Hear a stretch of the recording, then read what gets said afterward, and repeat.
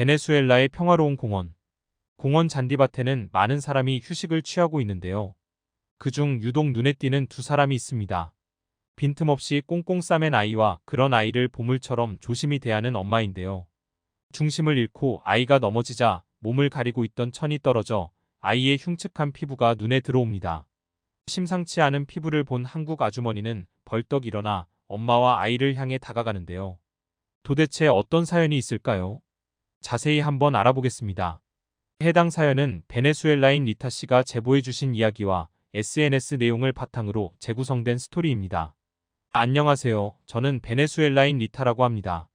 저는 아들, 딸과 함께 넉넉하지 않지만 현재에 만족하며 살고 있는데요. 그 이유를 이야기하려면 과거로 거슬러 올라가야 합니다. 저와 남편은 처음 만난 순간 서로에게 첫눈에 반해 결혼을 약속했습니다. 남편도 저도 돈이 많은 집안은 아니었지만 서로를 정말 사랑했고 그 마음만 있다면 무엇이든 헤쳐나갈 수 있을 거라 생각했습니다. 그 생각은 첫째인 아들이 태어난 순간 더 확실해졌죠. 사랑의 결실이 태어나니 그 아이를 위해서라면 못할 것이 없다는 생각이 들더군요. 그때까지만 해도 엄청난 역경이 있을 거라곤 예상하지 못했습니다. 아들이 5살이 될 무렵 둘째가 생겼습니다. 이번에는 딸이었죠. 아들, 딸 둘 다 있는 것이 소원이었는데 그것이 이루어지니 너무 설렜습니다. 딸이 태어났을 때 저는 정말 세상을 다 가진 기분이었죠. 딸이라서인지 피부가 어찌나 보드라운지. 저는 하루에도 몇 번씩 딸의 피부를 매만지곤 했습니다. 남편을 닮아서 속눈썹도 길고 입술은 어찌나 빨갛던지 바라보는 것만으로도 달아질까봐 아까울 정도였죠. 그런데 딱 1년이 되던 해 딸이 심하게 아프기 시작했습니다. 열이 심하게 나더니 피부에 발진까지 생기더군요. 며칠이 지나면 괜찮아졌지만 이내 구토를 심하게 하기도 했습니다. 저는 너무 무서웠으나 병원에 갈 수 없었습니다.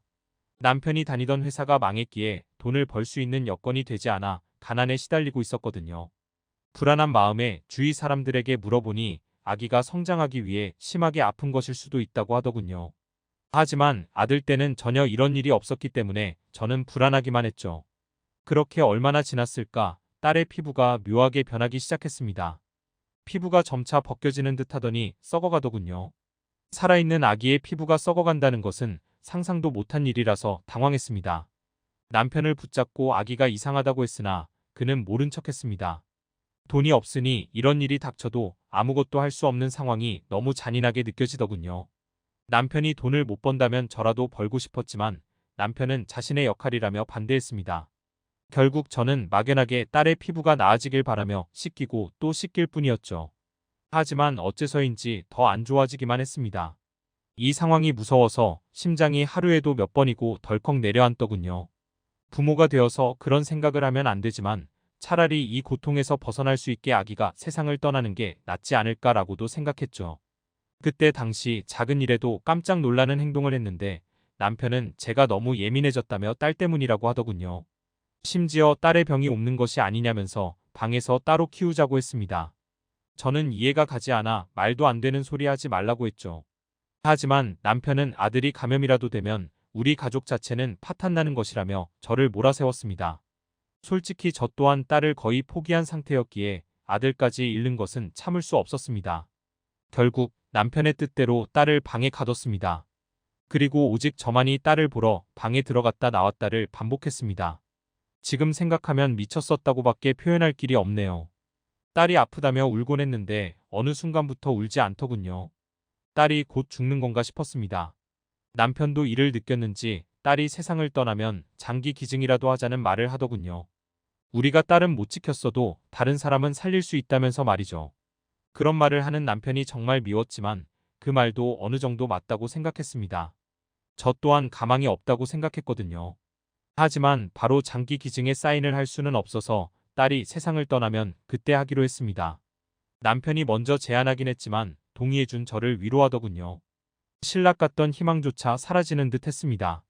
모든 것을 포기한 저는 딸이 세상을 떠나기 전 좋은 것들만 보여주고 싶더군요. 저는 딸을 데리고 밖에 다니기로 결심했죠. 천으로 감싸서 가리고 다니면 아무도 아기를 이상한 눈으로 볼 수 없을 거라 생각했습니다. 멀리까지는 갈 수 없으니 가까운 공원을 자주 가게 되었죠.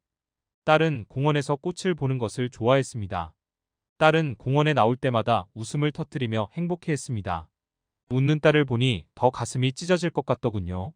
이웃 주민들이 말한 것처럼 갓난 아기 때 너무 많이 만져서 그런 건지, 제가 착하게 살지 못해서 딸이 대신 벌을 받는 것인지, 혹시 배에 있을 때 좋은 것을 많이 먹지 못해서 그런 것인지, 온갖 생각이 휘몰아쳤습니다. 딸의 행복한 웃음을 볼 때마다 저는 슬퍼질 뿐이었죠. 그날도 바깥에 산책을 나갔던 날이었습니다. 잔디밭에 나이든 여성 2명이 돗자리를 깔고 과일을 먹고 있는 것이 보이더군요. 동양인을 본 것은 처음이라서 눈길이 가더군요. 왠지 인종차별로 느껴질까봐 더 바라보지는 않았죠. 딸은 활짝 핀 꽃을 빤히 바라보고 있었습니다. 걷기 시작한 즈음이라 서 있는 딸을 뒤에서 잡아주고 있었죠.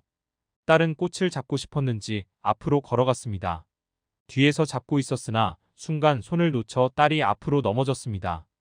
그러면서 딸을 감싸고 있던 수건을 떨어뜨려 딸의 얼굴과 팔의 피부가 노출되었습니다. 당황한 저는 황급히 수건을 주워 딸을 감쌌습니다. 짧은 순간이었기에 아무도 못 봤을 거라 생각했으나 돗자리에 앉아있던 나이든 동양인 여성이 칼을 들고 제 쪽으로 빠르게 오는 것이 아니겠어요. 칼이 너무 커서 놀란 나머지 저는 딸을 꽉 끌어안고 동양인 여자를 째려보았습니다. 그때 여자의 목소리가 들려왔습니다.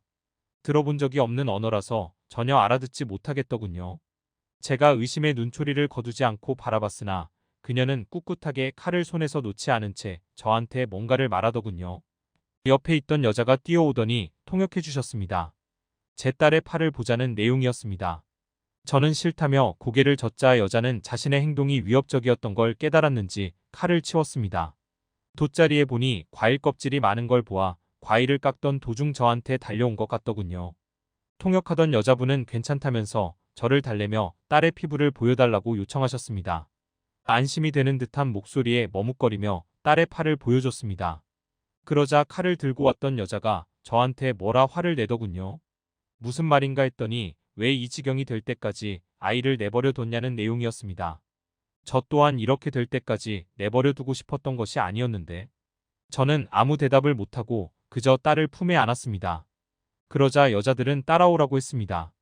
누군지도 모르는 2사람을 따라가기에는 무리가 있었기에 저는 경계했습니다. 베네수엘라에서는 아직도 납치가 일어나는 나라거든요. 하지만 다음 말을 듣는 순간 저는 따라갈 수밖에 없었습니다. 바로 딸을 치료해주겠다고 한 것이었죠. 저는 어디로 가는지조차 알려주지 않았지만 무조건 따라갔습니다. 딸도 저도 더 이상의 고통은 원하지 않았으니까요. 딸을 안고 간 곳은 작은 천막이었습니다. 그런데 무슨 일인지 사람이 많더군요. 혼란스러움에 2사람을 바라보았습니다. 알고 보니 그곳은 무료로 의료봉사를 하는 한국인들이 있는 곳이었습니다. 제 딸의 팔을 보자고 했던 여성분은 간호사였던 것이죠. 더군다나 베네수엘라에 한센병 환자들이 많다는 것을 알고 완치는 어렵더라도 치료법을 알려주기 위해 왔던 것이었습니다. 딸의 상태를 확인하던 의사는 딸의 병명이 한센병임을 알려주었습니다. 그러면서 방치된 상황이나 마찬가지였기에 상태가 심각하다고 하더군요. 최대한 병원에 자주 오라고 했습니다. 그렇게 주사를 맞고 약을 처방받았죠. 제 딸을 처음 발견했던 간호사는 상태가 심해도 나을 수 있으니 절대 포기하지 말라고 했습니다. 정말 꿈만 같았습니다. 딸이 나아질 수 있다니. 집에 돌아가 남편에게 기쁜 소식을 알렸습니다. 좋아할 줄 알았는데 이런 약이 정말 소용이 있냐며 가지 말라고 하더군요. 저는 뭐라도 해보고 싶다며 남편에게 매달렸으나 그날 받은 약을 버리더군요. 남편의 반응에 저는 충격받았습니다. 이해가 되지 않았거든요. 저는 아무 시도도 하지 않고 딸을 포기해야 하는 건가 싶었습니다. 나을 수 있다고 말해준 한국 간호사님이 생각나더군요. 방법이 있는데 어떻게 포기가 되겠어요. 저는 다시 의료봉사하시는 분들께 갔습니다. 그들은 어제의 저를 기억하고 있더군요. 저는 사정을 이야기하고 그 약을 다시 받았습니다. 이번에는 남편에게 말하지 않고 딸에게 몰래 먹이기 시작했죠. 처음부터 변화가 보이지는 않았습니다. 제가 포기하려고 할 때마다 간호사님이 용기를 주시더군요. 딸을 남편 몰래 데려갈 때마다 상태를 어찌나 꼼꼼히 살피시던지 저보다 더 딸에 대한 애정이 느껴졌습니다. 어느 순간부터 딸의 피부가 좋아지기 시작하더군요. 정말 기적이라는 생각밖에 안 들었습니다. 그에 비해 이상하게 남편의 표정이 눈에 띄게 안 좋아졌죠. 이유를 알게 된 것은 딸의 상태가 많이 호전된 후였습니다. 알고 보니 남편은 딸의 장기를 돈 주고 팔려고 한 것이었더군요. 제게 장기 기증을 하자고 했던 것이 그 이유였던 거죠. 물론 불법이지만 어차피 죽을 악이었으니 땅에 묻는 것보다는 돈을 받고 파는 것이 더 낫다고 생각했던 모양이더군요. 어떻게 자신의 아픈 딸을, 그것도 친딸을 돈벌이 수단으로 생각할 수 있는지 정말 소름 끼치더군요. 저는 그와 살 수 없다고 판단하고 이혼을 하게 되었습니다. 남편은 아들이라도 자신이 키우겠다며 난리를 부렸지만 저는 용납할 수 없었습니다. 그렇게 저는 이혼하고 홀로 서기를 시작했습니다. 힘들 때도 있지만 아들과 함께 건강해진 딸을 보면 모든 것이 다 좋아질 것이라는 생각이 든답니다. 그때 그 간호사님을 만나지 않았으면 제 인생이 어떻게 변했을지 상상조차 하고 싶지 않네요. 안녕하세요. 저는 하와이주 호놀룰루에 있는 한 학교에서 교사로 근무하고 있는 올리비아 에반스라고 합니다. 저희 학교에는 일본인 학생들이 참 많은데요. 다인종의 미국이라지만 이곳에 이렇게 동양계 학생 중 일본인 학생이 많은 이유는 하와이의 역사적 배경 때문입니다. 옛날 하와이에서 사탕수수 공장이 부흥할 때 미국 노동자로 많은 일손이 부족해지자 이민자들은 대거 받아들였는데 그때 유독 일본인들이 많았다고 해요. 그 일본인들이 정착하여 지금까지 하와이에 살다 보니 일본계 미국인들이 많았습니다.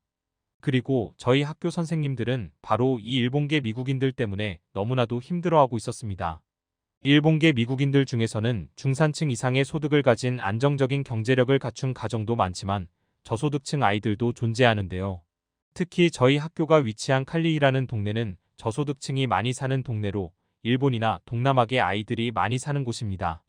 가난한 저소득층이 사는 동네들이 의례 그렇듯 이곳도 치안이 안 좋고 범죄가 자주 일어나는 곳이죠.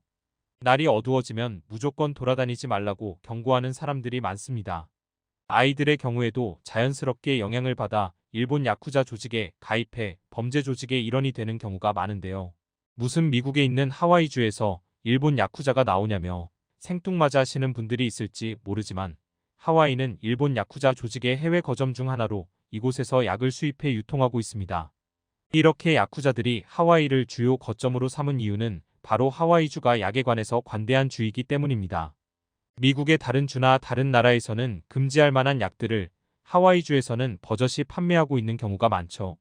그래서 기분이 좋아진다며 하얀 가루를 구입하거나 담배처럼 말아서 피우는 광경들을 어렵지 않게 볼 수 있죠.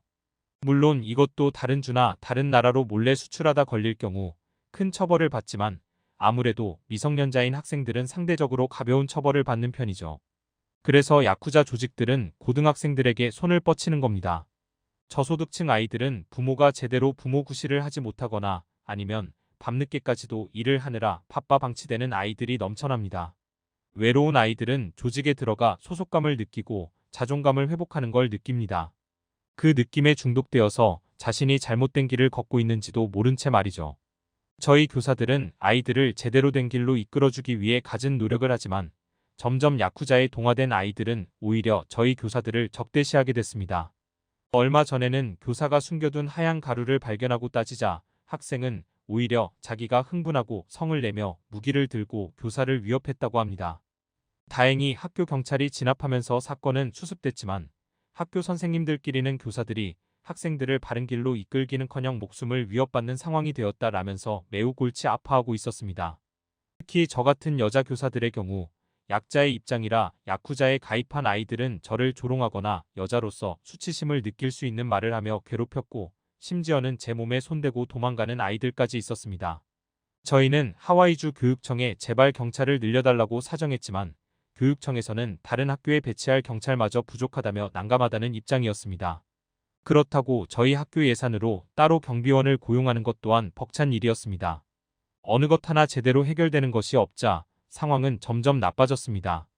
이제는 야쿠자에 가입한 일본계 학생들이 동남아 학생들에게까지 조직 가입을 권유하고 있는 절망적인 상황이었죠. 하지만 이때 구세주처럼 나타난 이가 있었습니다. 처음에는 한국계 교사가 온다는 말을 들었을 때 다들 어쩌다 이런 학교를 왔대라면서 불쌍한 눈으로 보곤 했습니다. 말은 지지리도 안 듣고 무기를 들고 선생님을 공격하려는 학생 때문에 놀라서 관두지만 않으면 다행이라고 생각했죠. 실제로 저희 학교에 온 신입교사들이 온 지 3개월도 안 돼서 주랭랑치는 경우가 많았거든요. 그러나 그 한국계 교사의 실물을 보자 저희는 깜짝 놀랐습니다. 키는 최소 185는 넘어 보였으며 몸집도 컸습니다. 교사라기보다는 보디가드나 경찰 같은 느낌이었습니다. 아무래도 키가 크고 덩치가 크다 보니 불량배 학생들조차 쉽게 그를 건들지는 못하는 느낌이었습니다. 한국인 선생님은 학교 이곳저곳을 돌아다니면서 다른 학생들이나 교사를 괴롭히지 않는지 살피러 다녔습니다. 저 같은 여교사들이 일본계 불량배 학생들한테 수치스러운 말을 듣고 있을 때도 여러 번 구해주곤 했죠. 하지만 그럼에도 불구하고 여전히 위험한 짓을 하는 이들이 있었습니다. 한 학생은 학교 식당에서 칼을 휘두르면서 자신에게 다가오지 못하게 했었죠. 이 학생은 학교 제1의 문제야 료타로 소년원에도 갔다 온 친구였죠. 그는 뾰족하게 다듬어진 문구용 칼을 들고 자기 주변에 다가오지 못하게 했습니다. 저희 학교는 워낙 위험천만한 일이 자주 발생하다 보니 등교 시간에 항상 소지품 검사를 해서 날카로운 물건들이나 무기를 더 철저하게 검사하는 편인데도 어떻게 잘 숨겨 가지고 온 모양이었습니다. 류타에겐 남자 교사들조차 섣불리 다가가지 못하고 있었습니다. 그러나 한국인 교사가 나타나자 류타가 든 위험한 무기에도 아랑곳하지 않고 그를 빠르게 제압해버렸습니다. 그 과정에서 조금 다쳤으나 선생님은 그다지 크게 신경 쓰지 않는 듯 했습니다. 양호실에서 간단하게 처치를 받은 선생님은 갑자기 류타를 보러 가야겠다는 말을 꺼냈습니다. 한국인 선생님은 류타가 마지막에 자긴 죽을 거야 라고 흐느끼면서 울던 게 마음이 걸린다고 그를 보러 가야겠다고 했죠. 경찰서에서 조사받고 있던 학생을 보러 가 사정을 듣고 온 한국 선생님은 류타가 조직에 보복을 당할까봐 두려워하고 있다는 말을 했습니다. 류타가 학교 식당에서 이성을 잃었던 이유도 조직이 운반하라고 명령한 대량의 가루를 학교에서 뺏겼기 때문인데 그 가루의 금액만 무려 $10,000가 넘어간다고 했죠. 실제로 로타는 차라리 철창에 갇혀도 좋으니 경찰서를 빠져나가기 싫다고 조직이 자기를 찾아올 거라고 울부짖었다고 합니다. 한국 선생님은 료타가 경찰서에서 조사받고 나오자 등하교를 같이 하기로 마음먹었고 선생님이 보호와 감시 아래 있던 료타는 더 이상 불량배 짓을 못하게 됐죠. 그러던 어느 날이었을까요? 밤 10시를 넘긴 시각 전화가 울렸습니다. 전화를 받으니 료타가 흐느끼고 있었습니다. 비상연락망을 보고 전화를 했는데 다른 선생님들이 아무도 받지 않아 저에게 연락했다고요. 그는 한국인 선생님이 다쳐서 구급차를 타고 병원에 가는 중이라고 했습니다. 저는 그가 알려준 병원으로 바로 차를 타고 이동했습니다. 응급실에 도착해보니 한국인 선생님은 어깨에 총을 맞아 처치 중이었습니다. 그는 이를 악물고 고통을 참아내고 있었어요. 대체 이게 무슨 일이냐고 료타에게 물어보자 료타는 야쿠자 조직이 급습했다고 말했습니다. 한국인 선생님은 료타의 등하교를 도와줄 뿐만 아니라 저녁마다 전화를 걸어 료타가 집에 무사히 있음을 확인하곤 했는데 그날따라 저녁에 연락이 없는 료타가 걱정스러워 집에 가보니 야쿠자들이 들이닥친 상황이었습니다. 한국인 선생님은 료타와 료타의 어머니에게 집을 빠져나와 빨리 경찰에 연락하라고 한 뒤 야쿠자들 3명과 싸웠습니다. 경찰이 도착해서 다시 료타의 집에 야쿠자들을 잡으러 도착했을 때는 한국인 선생님 1명만 쓰러져 있었고 경찰차 소리를 듣고 도주하던 2명의 야쿠자 중 1명이 잡혀 현재 경찰서에 있다고 하네요. 처치를 끝낸 한국인 선생님이 하얗게 질린 얼굴로 저에게 오라고 손짓하시더니 자기 몸 상태가 이러니 당분간은 병원 신세를 질 것 같다면서 료타를 잘 부탁한다고 이야기했습니다. 그는 울고 있는 료타에게 나한테 미안하면 앞으로 불량배 짓 하지 말고 제대로 살면 된다라고 말하면서 어깨를 두드렸습니다. 료타의 집을 급습했던 야쿠자들의 거점은 쉽게 들키게 됐는데요. 바로 한국인 선생님께서 그들의 휴대폰을 빼앗았기 때문입니다. 괜히 물건을 뺏으려고 덤볐다간 더 위험할 수 있는 상황이었지만 한국인 선생님은 만약 료타를 지켜낸다고 해도 야쿠자들이 도망친다면 더 위험한 일이 생길 것이라 판단했습니다. 분명 부하들을 보내는 게 이번으로 끝나지 않을 테니까요. 한국인 선생님은 그들의 거점을 알아낼 방법이 없을까 고민하다가 휴대전화가 눈에 들어왔다고 합니다. 그래서 경찰이 올 동안 그들과 싸우면서 휴대폰을 빼앗았고 비록 1명이 도망가긴 했지만 휴대폰에 있는 메시지 내용과 구글 지도 위치 기록을 통해 아지트의 위치를 알아냈고 그들을 소탕해낼 수 있었죠. 물론 일본 야쿠자의 거점이 그곳 하나만은 아니겠지만 적어도 당분간 호놀룰루 칼리이 근처에는 얼씬도 못할 것이 분명했습니다. 저희는 위급한 상황에서 그런 기발한 생각을 해낸 한국 선생님에게 무척 감탄했는데 알고 보니 한국인 선생님은 원래 한국에서 군인을 했었다고 합니다. 그러다가 미국인 와이프 때문에 이민을 오게 된 후 아이들을 가르치고 싶다는 생각이 들어 대학에 입학해 공부한 뒤 교사가 되었다고 해요. 어쩐지 첫 인상부터 평범한 교사 같지 않더라니 다 이유가 있었습니다. 야쿠자들이 활개치지 못하니 자연스럽게 아이들에게도 어둠의 손길을 뻗지 못하게 되었고 우리 학교는 예전보다는 훨씬 분위기가 좋아졌습니다. 특히 문제아였던 료타는 그 사건 이후로 정말 개과천선했습니다. 그의 불량배 과거를 모르는 사람들은 다 모범생으로 볼 정도로요. 병원에서 입원 치료를 받고 돌아온 한국인 선생님을 도와 약한 친구들을 괴롭히는 불량배들을 혼내주는 역할도 톡톡히 하고 있습니다. 한국인 선생님이 앞으로도 지금처럼 우리 학교의 수호자가 돼주길 바랍니다. 미국 오클랜드 코리안타운의 한 도로. 이곳에는 트럭 하나가 전복되어 도로가 난리가 났는데요. 인명사고는 없었으나 트럭에서 떨어진 통조림 때문에 난장판이 되었습니다.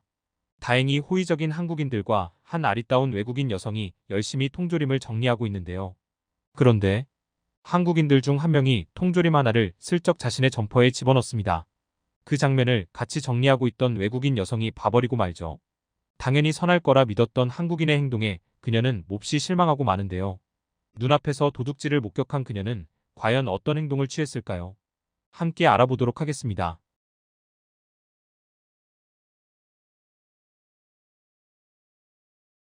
안녕하세요. 저는 미국에 사는 매기 콜린이라고 합니다. 저에게는 한국인과 관련된 아주 특별한 추억이 있는데요. 초등학교를 다녔을 당시 이빨 교정을 하고 심한 아토피에 고생하던 저는 잠시 남자아이들에게 괴롭힘을 당했던 적이 있습니다. 그들은 저보고 못생긴 괴물이라고 놀렸고 소심했던 저는 친구도 없이 늘 혼자 다녔습니다. 그때 저에게 다가와 준 게 바로 한국 친구 소영이었어요. 소영은 제가 남자아이들에게 괴롭힘을 당하면 싸워줬으며 밥을 먹을 때도 혼자 먹던 저의 옆에 달려와서 함께 먹었어요. 시간이 흘러 교정기를 빼고 아토피도 많이 개선되자 조금씩 자신감이 생긴 저는 예전보다 활발해져 다른 친구들을 사귈 수 있었지만 여전히 소영이는 저의 베스트 프렌드였습니다. 아버지의 일 때문에 한국에 다시 소영이 돌아가게 됐을 때 너무 슬퍼 몇 날 며칠 울었던 기억이 납니다. 그 뒤로 세월에 흘러 고등학교 때 다른 한국인 친구 2명과 알고 지낸 적 있는데 그때도 친구들은 무척 모범생에 착했던 것으로 기억나요. 저는 그래서 한국인들은 다 이렇게 착하고 친절하고 공부도 열심히 하는구나 라는 생각을 가지게 되었습니다. 한국에 대해 좋은 인상을 가지게 된 저는 대학 때 한국에 갈 수도 있는 기회가 생기자 바로 지원했는데요. 그 기회는 바로 교환학생 프로그램이었습니다. 하지만 그 당시 경쟁률이 워낙 치열해 떨어지고 말았죠. 실망한 저에게 학교행정실 직원이 중국 교환학생은 신청한 인원이 부족해서 자리가 2명 정도 남았다고 말해주더군요. 저는 그거라도 들어가겠다고 이야기했습니다. 꽁 대신 닭이라고 같은 아시아 사람이니 중국 사람도 예의가 바르고 수준이 높을 거라 생각했거든요. 그 당시 교양 수업으로 동아시아 문화를 듣고 있던 저는 효와 예의 범절을 중시하는 유교 문화가 중국에서 온 것이고 한국도 그 영향을 지대하게 받았다고 배웠기 때문에 당연히 중국인들도 한국인이랑 비슷할 거라 여겼죠. 그러나 중국 베이징에 온 지 2주일도 안 되어 이런 생각은 산산조각 났습니다. 중국인 학생들은 정말 심각하게 개념이 없었습니다. 화장실은 쓰레기장 수준이었으며 만석버스라도 타면 안 씻는 중국인들 때문에 숨이 턱턱 막힐 만큼 악취가 심각했지요. 그 외에도 새치기를 잘하는 습관, 공공장소에서 너무 시끄럽게 떠드는 습성 등 괴로운 일이 많았습니다. 물론 모든 중국인이 그렇다는 건 아니에요. 근데 그 나라의 일반적인 국민성이라는 게 있잖아요. 개념 없는 사람들이 7명에서 8명 정도라면 정상적인 중국인은 1명에서 2명밖에 되지 않는 느낌이랄까요? 결정적으로 중국인의 인성에 대해서 정말 실망했던 사건이 하나 있었는데요. 교환학생으로 평일날은 수업을 듣고 휴일에는 중국의 다른 지역을 여행 다니던 저는 그 당시 중국 장시성에 위치한 산칭산 국립공원을 보러 가기 위해 중국인 친구의 차를 타고 가고 있었습니다. 그런데 갑자기 이 앞으로는 갈 수 없다면서 교통 통제를 하는 거예요. 목적지를 위해서는 꼭 이곳을 지나가야 했기 때문에 친구는 차에서 내려 무슨 일이냐고 물어봤습니다. 그랬더니 사고가 일어났다고 하더군요. 과연 앞을 보니 큰 트럭이 쓰러져 있었고 화물 트럭에 실려있던 귤이 바닥에 한가득 널브러져 있었습니다. 그리고 그 한복판에서 2명의 남자가 다투고 있었는데요. 빨간 줄무늬 옷을 집은 남자가 귤을 집어가려는 걸 말리는 것 같았고 나머지 1명은 그걸 무시하고 귤을 가져가려고 하는 것 같았습니다. 귤을 가져가고 있는 건 그 남자뿐만이 아니었습니다. 남녀노소를 막론하고 그 인근의 주민들이 달려와서 귤을 줍고 있는 것 같았어요. 심지어 어떤 사람들은 바구니나 포대를 가져와 넘칠 때까지 눌러 담았습니다. 그 모습을 보고 경악한 빨간 줄무늬 옷을 입은 남자가 이리저리 뛰어다니며 말렸으나 사람들은 멈추기는커녕 비웃기나 했으며 심지어 어떤 사람은 위협까지 할 정도였죠. 귤을 훔쳐가는 걸 막을 수 없다는 걸 알고 절망한 그는 바닥에 앉아 울음을 터뜨리기 시작했습니다. 저는 이 빨간 줄무늬 옷 남자가 차 주인이라는 걸 그때 알아챘죠. 경찰들이 주민들에게 화를 내면서 그만하라고 소리를 친 후에야 주민들은 도망가기 시작했습니다. 물론 그렇게 도망가면서도 귤을 담은 바구니나 포대는 절대 놓지 않고 그대로 들고 가더군요. 저는 이 모습을 보고 엄청난 충격에 빠졌습니다. 저 귤은 트럭 기사의 생계수단이나 다름없었을 겁니다.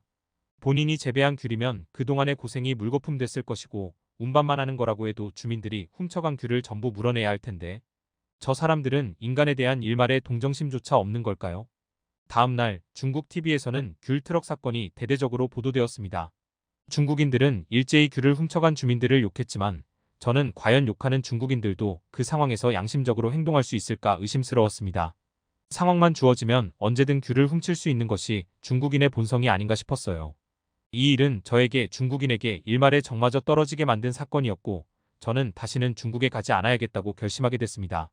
미국에 돌아간 저는 학교를 졸업하고 마케팅 회사에서 몇 년간 일했습니다. 그리고 독립해 1인 온라인 마케팅 회사를 차렸죠. 온라인 마케터인 만큼 장소에 구애받지 않아도 되었기 때문에 저는 미국 이곳저곳을 돌아다니며 자유롭게 살았죠. 작년 가을부터 살기 시작한 산호세는 살기 좋고 치안이 좋은 곳이긴 했으나 번화가에 놀 거리가 많지 않아 재미없는 지역이었습니다. 놀러갈 곳을 검색하던 저는 인근 도시 오클랜드에 작은 한인타운이 있다는 걸 알게 되었죠. 오클랜드는 치안이 안 좋은 곳이라 약간 겁이 났지만 한인타운에 짜장면을 판다는 사실을 알고 가보기로 했죠. 친구들에게 물어보니 한인타운 정도면 낮에 자동차를 타고 음식점이나 쇼핑몰을 가는 것 정도는 괜찮다고 이야기했습니다. 대신 해가 지기 전까진 꼭 돌아가야 한다고 하더군요. 제가 이렇게 위험을 감수하면서까지 짜장면을 먹고 싶었던 이유는 소영과의 추억 때문이었습니다. 소영이와 친했던 저는 서로의 집에 자주 놀러 갔는데 어머님께서 한국 짜장면을 가끔씩 해주곤 했거든요. 저는 오클랜드 한인타운의 짜장면을 먹으면서 그 시절의 추억을 되새기고 싶었죠. 저는 최대한 안전한 길로 가려고 노력했습니다. 겨울이라 빙판길이 아직 다 녹지 않아 얼음이 얇게 도로를 덮고 있어 운전도 조심해야 했죠. 호기심 어린 눈길로 쳐다보는 남자들이 있긴 했지만 다행히 큰일은 없었고 무사히 한인타운에 도착했습니다. 한인타운에서 먹은 짜장면은 정말 맛있었습니다. 쫄깃쫄깃한 면발은 추억을 떠오르게 했죠.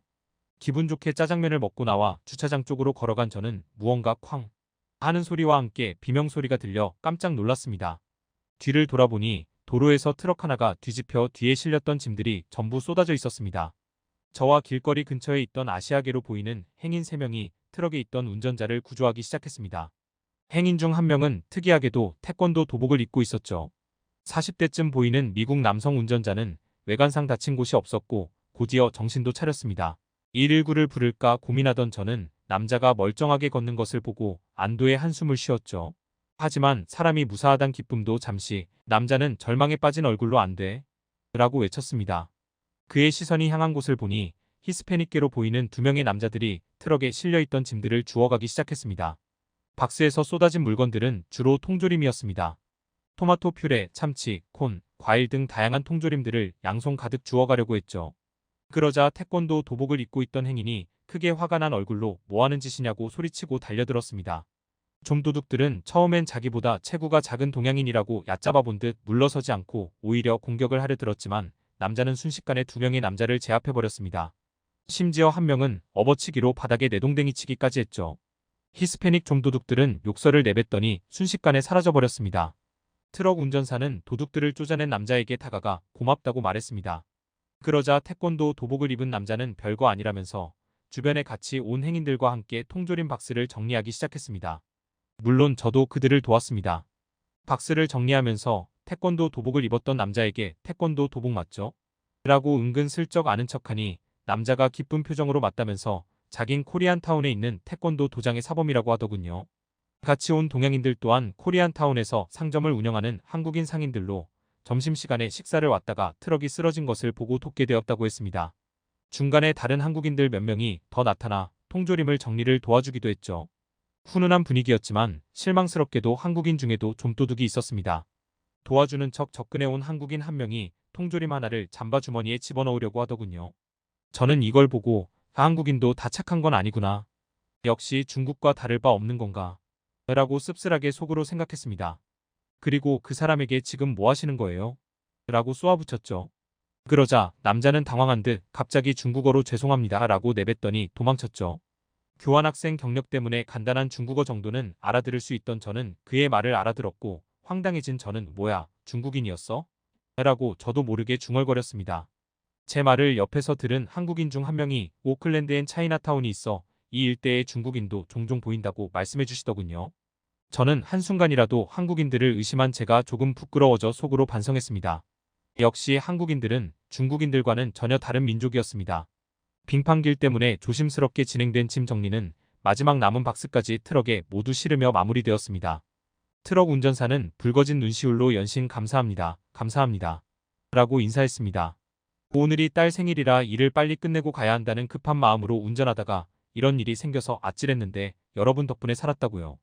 그러나 한국인들은 별게 아니라면서 딸과 함께 행복한 하루를 보내길 바란다면서 남자의 행복을 빌어줬습니다. 모든 일이 끝났으니 저도 주차장으로 돌아가려는데 태권도복을 입은 남자가 저를 불러 세우더군요. 혹시 번호 좀 주실 수 있을까요? 저 진짜 이상한 사람 아니고요. 근데 너무 마음에 들어서요. 어떻게 안 될까요? 남자는 모기마냥 작은 목소리로 횡설수설하면서 떨면서 말하는데 이 남자가 아까 히스패닉 건달들을 제압하던 그 남자가 맞는지 신기하더군요. 그가 좀 귀여워 보였던 저는 제 번호를 줬습니다. 그리고 이 남자는 현재 저의 남자친구가 되었죠. 코리안타운에서 엎어진 트럭이 맺어준 저의 인연.